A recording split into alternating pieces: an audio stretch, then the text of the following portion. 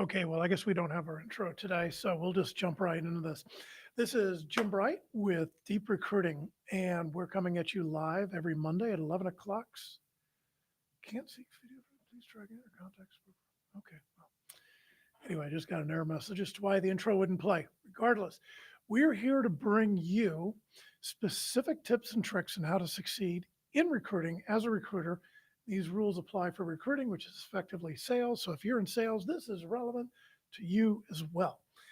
You can always email us your questions at deeprecruiting at teamgtn. Please leave us your comments, your likes, your shares. Do it all online. Help us grow this. Our goal is to get to 1,000 views a week. Let's jump into it. Last week, we spoke about a podcast that Scott Adams had hosted way back in 2016, talking about persuasion. And I usually try to keep these to 10 to 12 minutes max, so we weren't able to get to all of it. So today's is probably going to be a little bit shorter than 10 minutes because we are jumping back in where we left off. If you want to go back and check out what we did last week, please do so. There's a lot of great information in there. Scott Adams is a student of persuasion, and he offers some really great tips. A lot of what I'm going to be doing is actually quoting him. So full attribution to the master, right? Let's jump into it. There is something called the McGurk effect. That is MC capital G U R K. You may or may not be familiar with it. There are two things that are simplest to explain with the most profound changes. Okay. The McGurk effect is the observation that if somebody just says the words like ba, ba, ba, ba, like a sheep, and they show the lips going ba, ba, ba, then they keep that on tape, the same words ba, ba, ba, but they do a close up of the same person's lip, except he's forming the letters that would have said fa, fa, fa. Your brain instantly translates that ba into fa. Not liking, I may need to get myself a producer here. I'm not liking what I'm seeing on my monitor. Anyway, so despite the fact you are saying ba, ba, ba, if the close up shows a fa, fa, fa, your brain is thinking the person is saying fa, fa, fa. And that visually completely changes your sensation and it becomes effectively a hallucination. It's an instant. And you can go back and forth as many times as you want. As long as you're showing your lips going fa, fa, fa, the person on the other end will hear fa, fa, fa, even though that's not actually what they're hearing. You can't unsee it. You can't unhear it because your brain is programmed to connect what it sees visually with the mouth with what it's hearing. And even if you know what the trick is, try this on yourself, your brain will still be fooled with that trick. You see this a lot on TikTok videos, on Reels, people taking songs and changing the lyrics to it. And you see the lyrics actually on the screen. And even though that's not what the vocalist is singing, because you're reading it, now it's stuck and you can't get it out of your head. And so every time you see that on a TikTok video, YouTube shorts, or wherever you're going to see it, that then becomes stuck in your brain. And the next time you hear that song, just casually, your brain is going to hear the words it read the last time. So it's pretty tricky. Why does this work? It works because we learn speech by reading people's lips and by talking. Blind people learn how to speak fine all the time. So it works because visual persuasion is more powerful than auditory. It overpowers the auditory persuasion. And if there's one thing that people could take away from that is that if you're describing things in a visual way and someone isn't, you're going to win.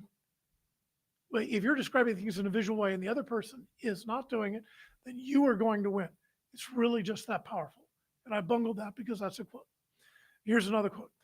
Anytime you can get someone to take action first, you can change their belief. Even if the action is seemingly unrelated to the belief, you can get people to then wrap their beliefs around that action nicely. I mean, if you can get, and this is for good or for bad, if you can get someone to go to the gym, even if it's just to pick up a power bar for a snack, for me, you can get them to work out that much more easily the next time they walk in there. There's all kinds of crazy things that our brains will do because, as mentioned, we're evolved to simply wrap ourselves into that bubble. And here's another quote from Scott. Anytime ego crawls in when I don't want it, it's a defect. But I also think it's a tool because I sometimes will amp up my ego because it makes my physiology change. When you act confident, this basic persuasion, if you stand up straight, if you do the victory pose, maybe something like this or, like this basic persuasion, your body will immediately change to match what you're doing physically and what your mental state is. You can change your health, your performance, and everything else by manipulating your ego.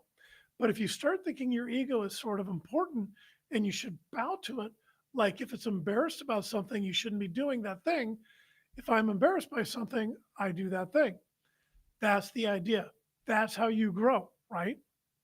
I think that somewhere along the line, and I want to say probably somewhere in puberty, at least for me, and I'm quoting Scott here, and for guys in general, we go from our ego being something that's used to protect us to something our ego and everything that happens after that is a disaster, an absolute disaster.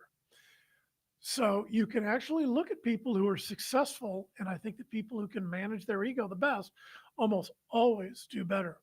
You find that because then it becomes a non consideration when they're trying to get somebody else in a persuasion context.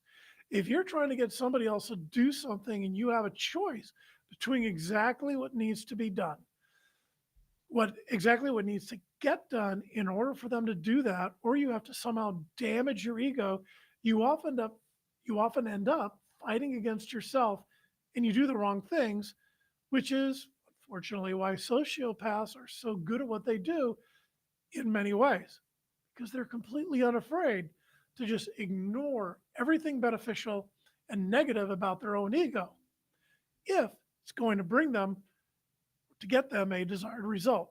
And then after that, they'll get their ego back tenfold by essentially getting one over the victim, in order to quote that correctly.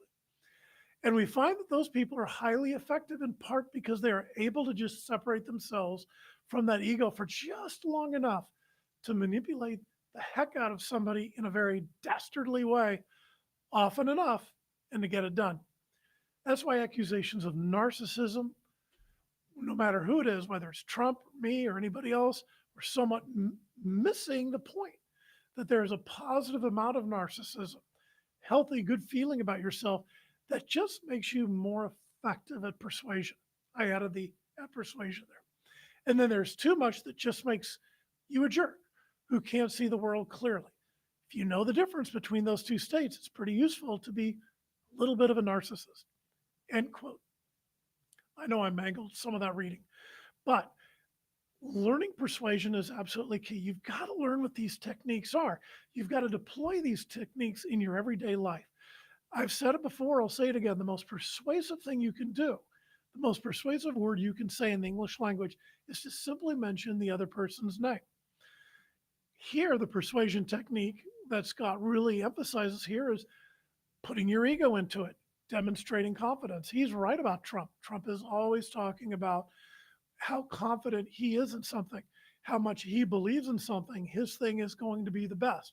Like it or not, love him or hate him, that is a persuasion technique that is actually really, really effective. I use it all the time. If I'm going to be meeting somebody for the first time, I always tell them ahead of time, we're going to have a great time. We're going to have a lot of fun because I'm setting the stage, I'm planting the seed, I'm creating the environment where the guy goes, or the gal, yay, we're going to have a good time when I meet Jim. Jim's a lot of fun. I want to create that, I guess, context before I even get out there. And remember the visual impact. The visual impact is key.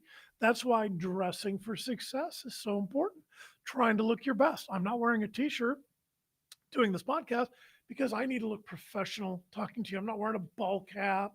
I shaved my head today. I trimmed my beard because all of this factors into the visual cues you're getting and is going to help me be more effective in persuading you to learn about persuasion.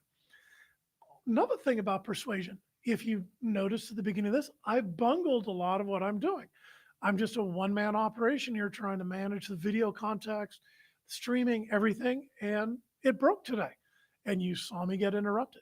So what did I do? I owned it. This is something I actually learned in theater class. Yes, I took theater class. um, if you're on stage and let's just say there's a big vase on a table and you knock that vase over and it shatters on the stage. If that's not part of the play or part of the act that you're doing and you ignore it, the entire audience, all they're going to do is focus on that broken vase. You have to have the nimbleness, the agility to incorporate what happened into your presentation, into the act. Like, oh my gosh, I broke the vase. Somebody hands you a dustbin and a broom, and you just sweep it up as you're going through the scene. You incorporate into the scene so it becomes a natural component of the scene, and people will just think it was supposed to happen. They will think it was supposed to be there the whole time. Those visual cues, if you don't adhere to them, if you don't exploit them, if you don't use them, will work against you. So when something happens that's unexpected, that's very visual, incorporate it into what you're doing.